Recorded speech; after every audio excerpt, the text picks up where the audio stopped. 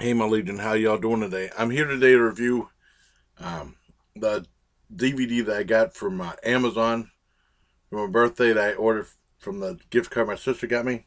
And this is the Prime Time and the Flaming Teenage double feature. You know, Flaming Teenage is barely mentioned right at the bottom. The main focus on the Prime Time, but they're both. I saw both movies last night. The Prime Time is most well known as being Herschell Gordon Lewis's first movie, and also the first uh, movie that Karen Black starred in. And Karen Black went on fame and fortune. She passed away, unfortunately, a couple of years back. Herschel Gordon Lewis is still alive and well.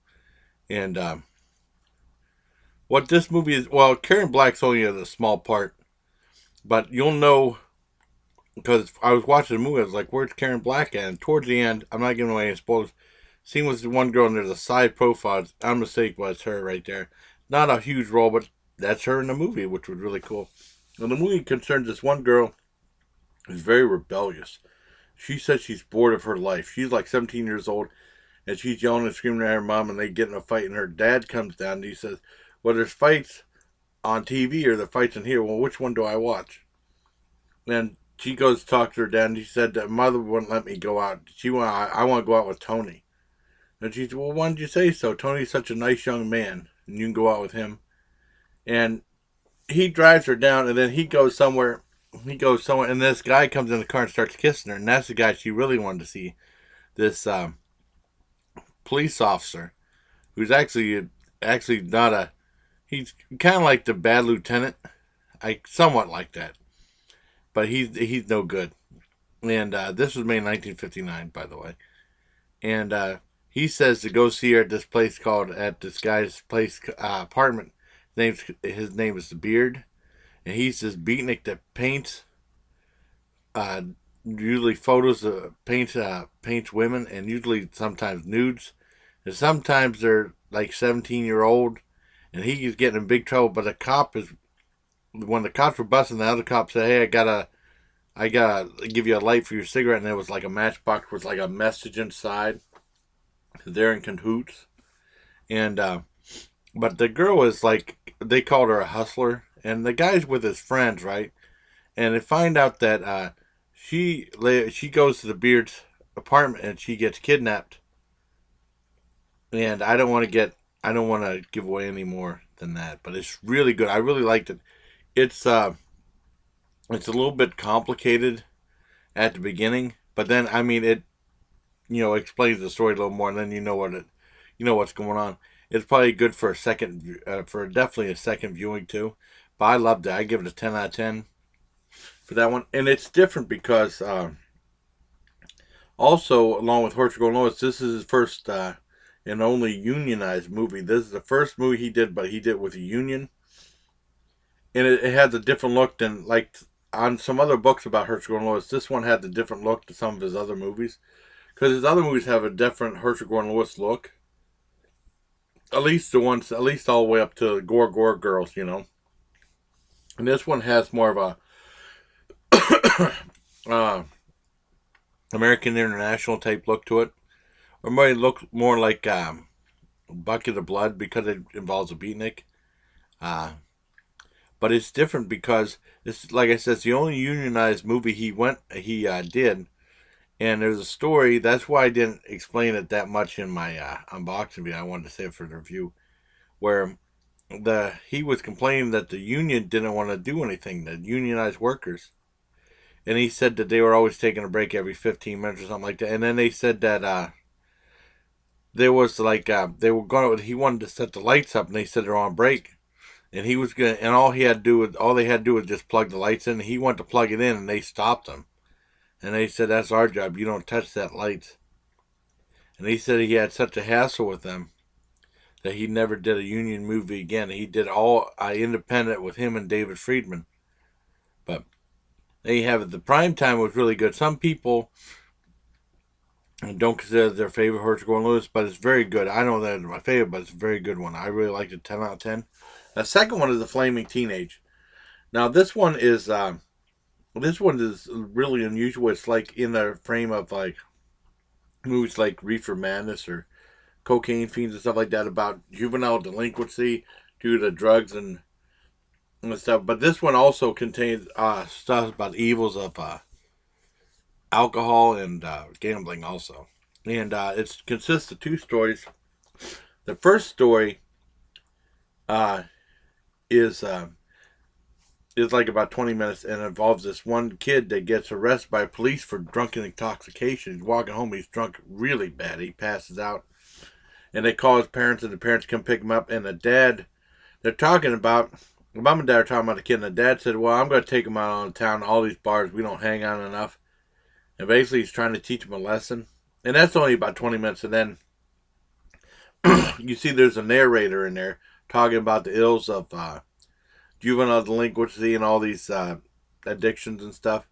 And he kind of like weaves the story together. The second story, the main story, I think what happened was the main story is about 50 minutes long, and they added the second story to pad out the running time. Well, it's like an hour and 9 minutes.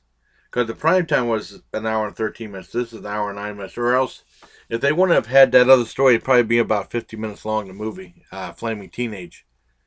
Well, anyways, and teenage is spelled two words, teenage, or it don't matter. But the one thing that they had like this big disclaimer based on a true story, and they use like law enforcement to help them with the story. And it's about this one guy, and he's no teenager. He's probably in his 20s. Because a lot of these kids, all these kids are supposed to be kids, are definitely not teenagers. Just like in the prime time, there's lots of skinny dipping and nudity in the movie in the prime time, and that's very risque for 1959, believe me. This was made, now, Flaming Teenage was 1955. And like I was saying, that he was probably in his early 20s. He wasn't a teenager. He owned like his candy store, and he decides to sell it. And his one dad really gives him a lot of crap.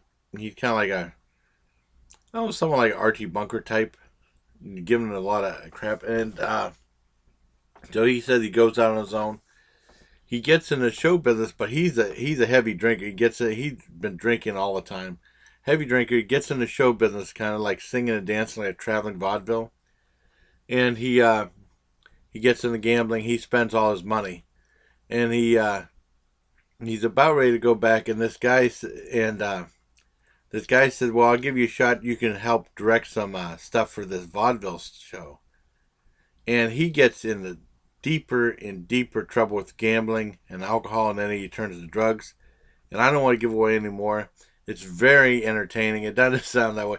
My dad hated it. He said, "I'm leaving. This is stupid." I loved it. I give it a 10 out of 10. It's an exploitation movie for Flaming Teenage. And one thing that I didn't know, the director of this, what's his name? Irvin S. Yeworth Jr.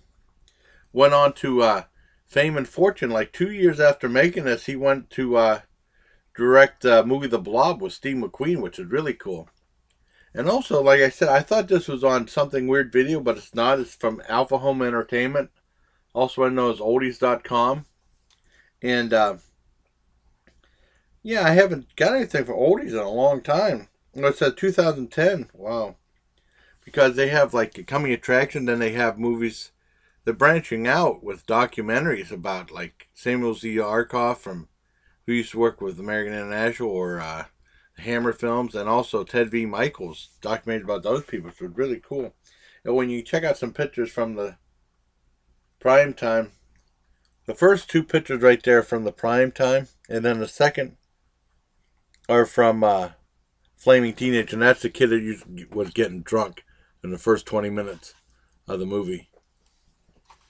And like I said, for the prime time, this is the time of the violent plunge into adulthood, the prime time, filmed by Herschell Gordon Lewis.